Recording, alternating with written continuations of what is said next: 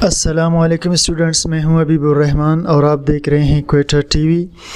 Students, chemical equilibrium के topics चल रहे थे और इन टॉपिक्स में आज हम पढ़ेंगे importance of equilibrium constant Kc, यानी Kc जो हम बार बार पढ़ रहे हैं, इसका इम्पोर्टेंस और इसकी अहमियत क्या है। तो चलिए जी स्टार्ट करते हैं। Equilibrium constant of reaction can be used to determine equilibrium constant of reaction, यानी Kc कैन बी यूज्ड इस्तेमाल हो सकता है टू डिटरमाइन मालूम करने के लिए। Kc को हम इस्तेमाल करते हैं मालूम करने के लिए। क्या मालूम करने के लिए? Direction of reaction. पहले तो डायरेक्शन ऑफ रिएक्शन को यानी रिएक्शन के रुख को मालूम करने के लिए इस्तेमाल करते हैं। सेकंड, एक्सटेंट ऑफ रिएक्शन, और रिएक्शन के हद को मालूम करने के लिए इस्तेमाल करते हैं।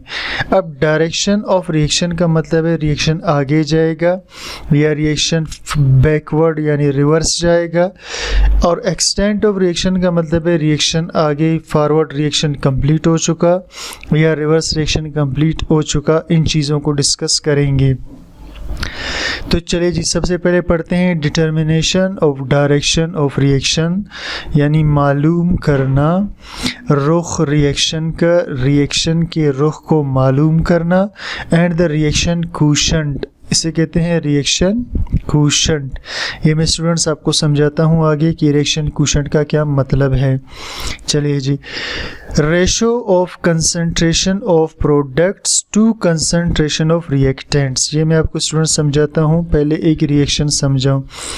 देखिए जी, ए रिएक्टेंट बी के साथ मिला और इसने रिएक्टेंट सी और रिएक्टेंट डी बना दिया। अब ये जो स्टूडेंट्स मैंने इनके साथ छोटा ए, छोटा बी, छोटा सी और डी लिखा हुआ है, ये इसके कोफिशिएंट है। ये इसके क्या हैं? कोफिशिएंट, जिसे आप मोल भी कह सकते हो। अब हम क्या करते हैं स्टूडेंट्स, ये जो प्रोडक्ट्स होते हैं इसे हम ऊपर रखते हैं मोलर कंसंट्रेशन के अंदर, ठीक, और ये जो रिएक्टेंट्स होते हैं इसे हम नीचे रखते हैं मोलर कंसंट्रेशन के अंदर। ये जो ब्रैकेट है स्टूडेंट्स, इसको कहते हैं मोलर कंसंट्रेशन। अब स्टूडेंट्स, जैसे मैंने प्रोडक्ट्स ऊपर रखा, रिएक्टेंट को नीचे रख दिया, इसे हम कहते हैं Kc। तो अब देखिए स्टूडेंट्स, रेशो कहते हैं इसको, इसे रेशो भी कहते हैं students. Ratio of concentration of product, यानी ratio concentration of products. Ratio concentration कह रहे हैं ब्रैकेट्स को। तो ratio of concentration of products to concentration of reactants. Concentration कहते हैं स्टूडेंट्स मिकदार को। तो रेशो कंसंट्रेशन ऑफ प्रोडक्ट यानी प्रोडक्ट की मिकदार का रेशो और रिएक्टेंट्स की मिकदार का रेशो एट इक्विलिब्रियम, जब वो इक्विलिब्रियम में हो, इस कॉल्ड इक्विलिब्रियम कांस्टेंट Kc। इसे हम कहते हैं इक्विलिब्रियम कांस्टेंट Kc। तो प्रोडक्ट्स और रिएक्टेंट्स, इन दोनों के रेशो को हम कहते हैं Kc या इक्विलिब्रियम कांस्टेंट रेशो। अब इसके बाद स्टूडेंट्स हम आते हैं कि रिएक्शन क्वोशंट क्या होता है। Ratio of concentration of product to concentration of reactants not at equilibrium, यानी हम ये कहेंगे कि रिएक्टेंट ए रिएक्टेंट बी के साथ मिलकर रिएक्टेंट सी और रिएक्टेंट डी बना रहा हो, और हम प्रोडक्ट्स को ऊपर इनके कंसंट्रेशन में ज़ाहिर करें और रिएक्टेंट्स को नीचे हम कंसंट्रेशन में ज़ाहिर करें, मोलर कंसंट्रेशन में ज़ाहिर करें, ठीक है। उसके कोफिशिएंट भी लिख दें। अब इसे स्टूडेंट्स हम कहेंगे जब ये यानी रिएक्टेंट्स और प्रोडक्ट्स इक्विलिब्रियम में ना हो, रिएक्टेंट और प्रोडक्ट इक्विलिब्रियम में जब ना हो, तो इसे हम कहते हैं Qc या इसे हम कहते हैं रिएक्शन क्वोशंट।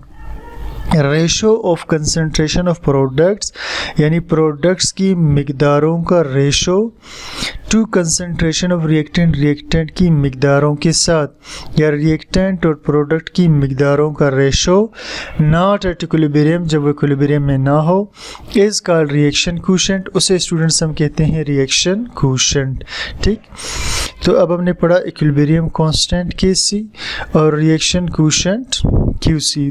सिंपल सा स्टूडेंट्स इसमें फ़र्क है, जब रिएक्टेंट प्रोडक्ट इक्विलिब्रियम में उसको Kc बोलेंगे, जब रिएक्टेंट और प्रोडक्ट इक्विलिब्रियम में ना हो तो इसे हम Qc बोलेंगे। ठीक, चले जी next. When value of Qc is equal to Kc then reaction is at equilibrium. जब भी वैल्यू Kc की Qc के बराबर हो, यानी आप इधर रिएक्टेंट्स की वैल्यूज़ लगा दें, नीचे ऊपर प्रोडक्ट्स की वैल्यूज़ लगा दें, नीचे रिएक्टेंट की वैल्यूज़, फिर प्रोडक्ट्स की वैल्यूज़ को रिएक्टेंट की वैल्यूज़ पे डिवाइड कर दें, तो आपके पास कोई रिज़ल्ट आएगा, कोई जवाब आएगा। अगर वो जवाब और इस दोनों को तकसीम करने के बाद जवाब, अगर ये दोनों इक्वल आ गए, फ़र्ज़ करें 2 और 2 आ गए, तो हम कहेंगे रिएक्शन इज़ एट इक्विलिब्रियम। तो रिएक्शन किस पर है? इक्विलिब्रियम में है। When value of Qc is not equal to Kc, जब वैल्यू किसी Qc की बराबर ना हो Kc के, यानी इसकी वैल्यू आपने निकाली वो 2 आया और इसकी वैल्यू आपने निकाली वो 4 आया, तो दोनों वैल्यूज़ अब बराबर नहीं हैं। तो जब वैल्यू Qc और Kc के बराबर ना हो, then reaction is not at equilibrium, तब वो रिएक्शन इक्विलिब्रियम में नहीं है। फ्रॉम Kc वैल्यू, ये जो Kc है स्टूडेंट्स, इसकी वैल्यू से, ये इसकी वैल्यू है, फ्रॉम Kc वैल्यू, Kc की कीमत से वी कैन डिटरमाइन, हम मालूम कर सकते हैं डायरेक्शन ऑफ रिएक्शन, रिएक्शन के रुख को। There are 3 ways to determine direction of reaction, और 3 तरीके होते हैं मालूम करने का रिएक्शन के रुख को। Number 1, if Qc is less than Kc, अगर Qc की वैल्यू छोटी आ जाए किससे? Kc से। अगर Qc की वैल्यू क्या हो जाए स्टूडेंट्स? छोटी आ जाए किससे? Kc से।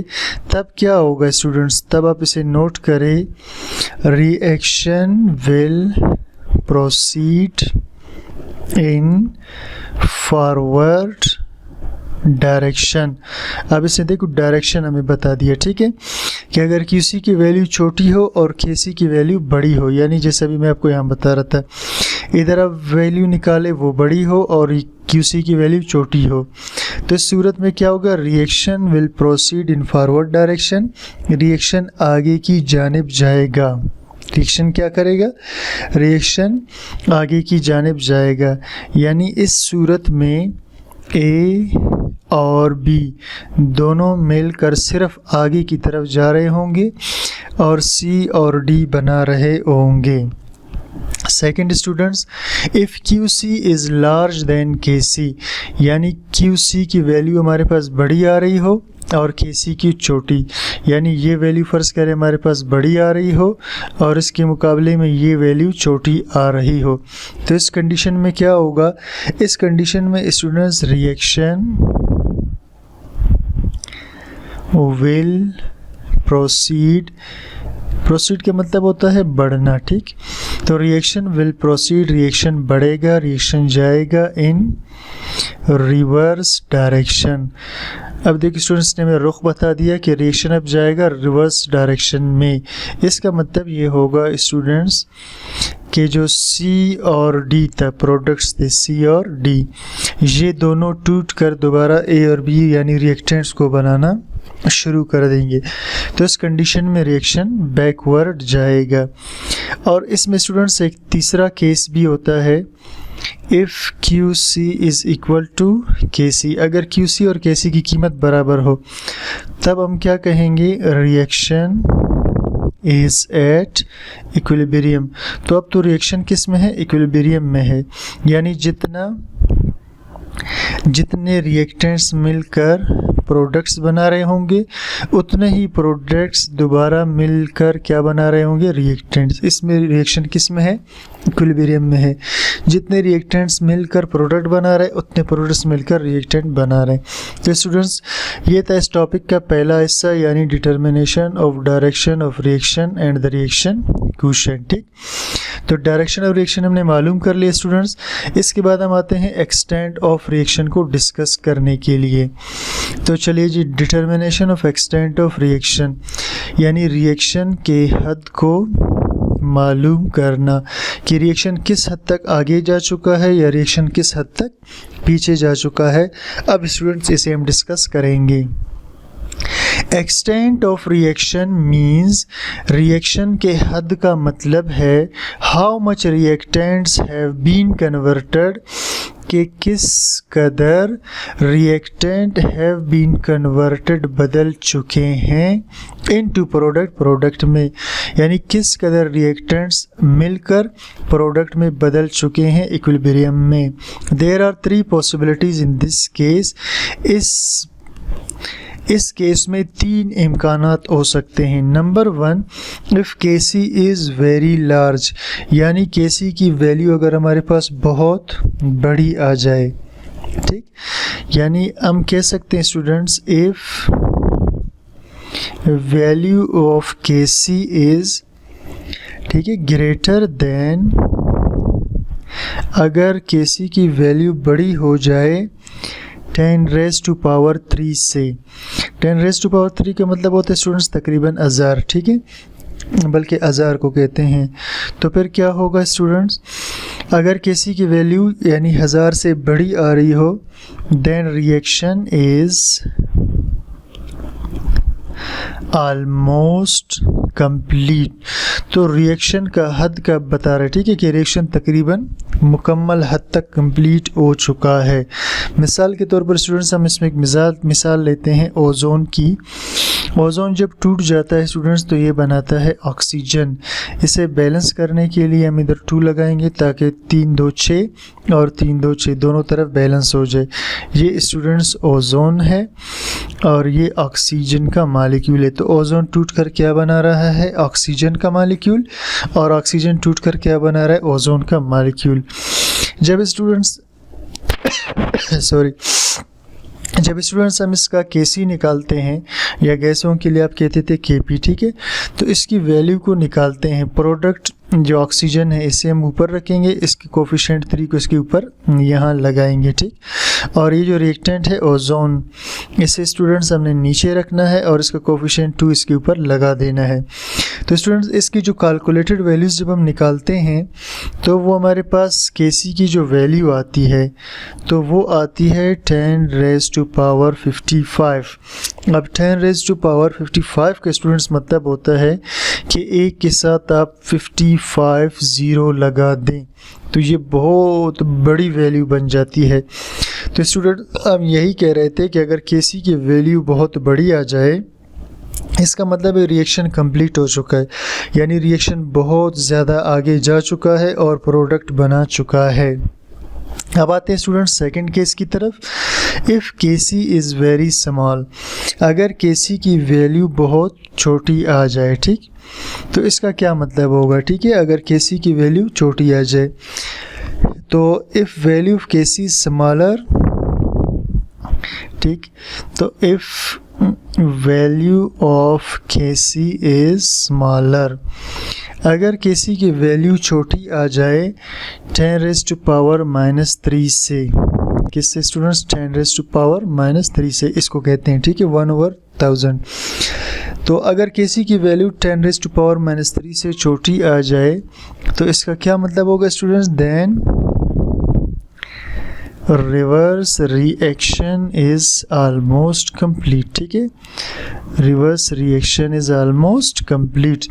इसका मतलब ये होगा कि रिवर्स रिएक्शन कंप्लीट हो चुका है, ठीक। अब इसके लिए एग्जांपल स्टूडेंट्स हम एग्जांपल लेते हैं। जब हाइड्रोजन फ्लोराइड को तोड़ा जाता है तो ये बना लेता है हाइड्रोजन गैस और फ्लोरीन गैस। ये स्टूडेंट्स इस कंपाउंड का नाम है हाइड्रोजन फ्लोराइड और ये हाइड्रोजन गैस है।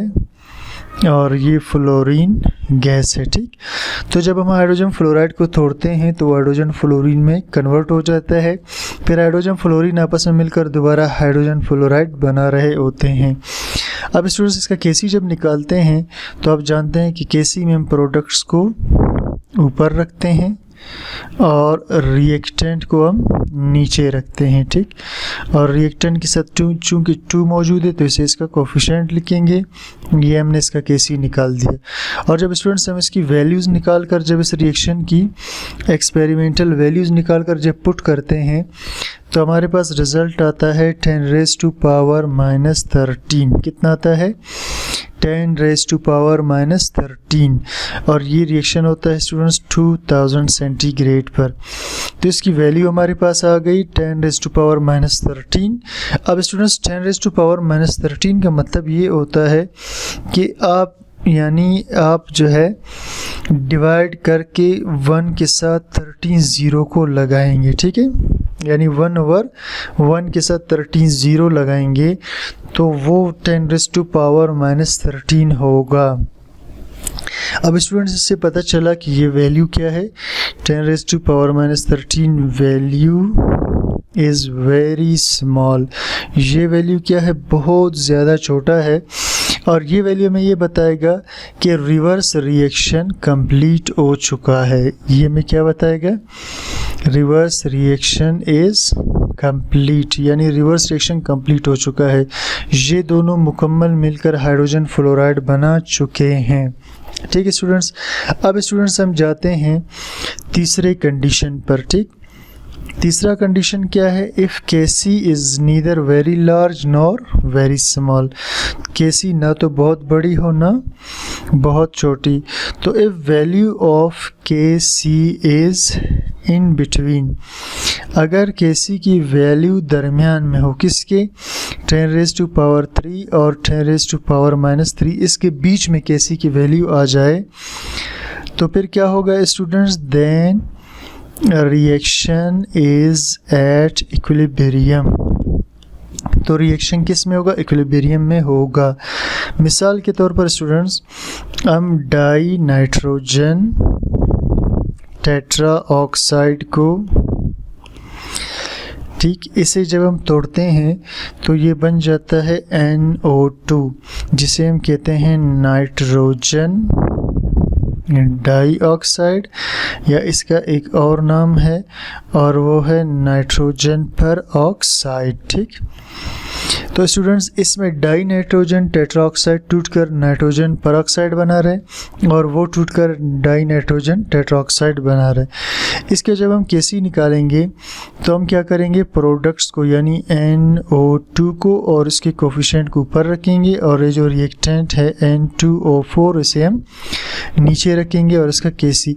तो जब इन दोनों की वैल्यूज़ को स्टूडेंट्स हम पुट करते हैं तो हमारे पास केसी की वैल्यू आती है 0.36। तो 0.36 वैल्यू ना तो बहुत छोटी वैल्यू है ना बहुत बड़ी। इसका मतलब है कि ये वाला रिएक्शन इक्विलिब्रियम में है, यानी जितने रिएक्टेंट्स प्रोडक्ट बना रहे उतने प्रोडक्ट्स रिएक्टेंट बना रहे। तो स्टूडेंट्स उम्मीद करता हूँ आपको टॉपिक समझ में आ गया होगा। तो स्टूडेंट्स चैनल को लाइक कीजिए, सब्सक्राइब कीजिए और दोस्तों के साथ ज़रूर शेयर कीजिए। Thank you for watching.